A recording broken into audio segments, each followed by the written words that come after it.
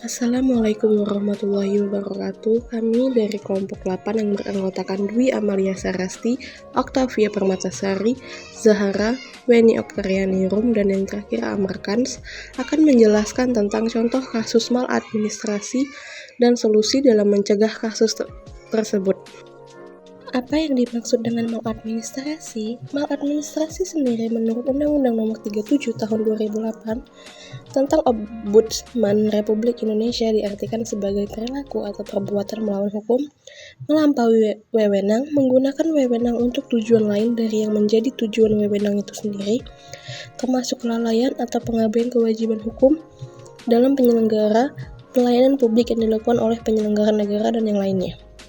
Bentuk-bentuk maladministrasi yang paling umum adalah penundaan berlarut, penyalahgunaan wewenang, penyimpangan prosedur, pengabaian kewajiban hukum, tidak transparan, kelalaian, dan yang lain-lain. Salah satu contoh kasus maladministrasi yaitu korupsi. Dugaan korupsi Bupati Kota Waringin Timur pada awal Februari 2019. KPK menetapkan Bupati Kota Waringin Timur yaitu Supian Hadi sebagai tersangka terkait penyalahgunaan wewenang dalam penerbitan izin usaha pertambangan IUP kepada 3 perusahaan yaitu PT Fajar Mentaya Abadi, PT Billy Indonesia, dan PT Aryas Iron Mining. Masing-masing perizinan itu diberikan dalam kurun waktu 2010 hingga 2012. Izin pertambangan yang diberikan tidak sesuai dengan persyaratan dan melanggar regulasi. Akibat perbuatan Supian ini, kerugian negara ditaksir mencapai 5,8 triliun dan 711.000 dolar Amerika Serikat. Dengan kerugian itu dihitung dari produksi hasil pertambangan bauksit, kerusakan lingkungan, dan kerugian kehutanan akibat produksi dan kegiatan pertambangan. Supian juga diduga melakukan kegiatan yang menguntungkan diri sendiri. Sebab ia diduga menerima sebuah mobil Toyota yang seharga 710 juta, sebuah mobil Hummer H3 seharga 1,3 miliar, dan uang senilai 500 juta. Apakah korupsi termasuk maladministrasi?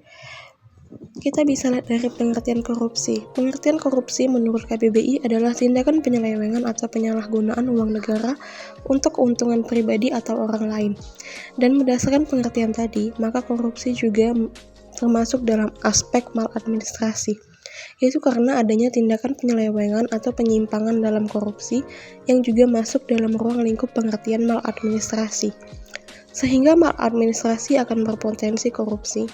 Demikian sebaliknya, atas suatu tindakan korupsi pasti terdapat adanya maladministrasi yang dilakukan. Solusi yang dapat dilakukan dalam mengatasi korupsi, yaitu yang pertama, mereformasi administrasi publik dan manajemen keuangan. Yang kedua, mengenali jenis korupsi, karena korupsi tidak hanya menyangkut tentang suap-menyuap. Yang ketiga, menetapkan langkah yang tepat, yaitu pada saat mengambil sebuah keputusan dan strategi tentunya harus ada evaluasi yang nantinya dapat menjadi tolak ukur mengenai langkah-langkah yang sudah diambil. Yang keempat, menutup celah internasional, karena salah satu yang menyebabkan korupsi susah untuk dilacak adalah saat pejabat publik melakukan pencucian uang dan menyembunyikannya di negara lain. Dan yang kelima adalah memberikan kontribusi. Sebagai masyarakat, berinvestasilah dalam institusi dan kebijakan yang diambil oleh pemerintah. Apa yang harus dilakukan bila melihat adanya maladministrasi? Yaitu langkah pertama adalah memberi laporan kepada Ombudsman. Laporan tersebut harus memenuhi persyaratan yang sudah ada, yaitu memuat nama lengkap, tempat dan tanggal lahir, status perkawinan, pekerjaan, dan alamat lengkap pelapor.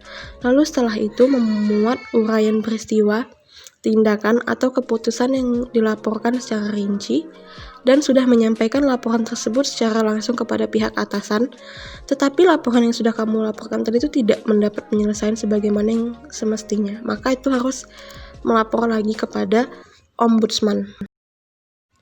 Sekian penjelasan saya tentang contoh kasus maladministrasi.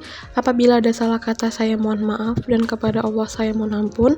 Wassalamualaikum warahmatullahi wabarakatuh.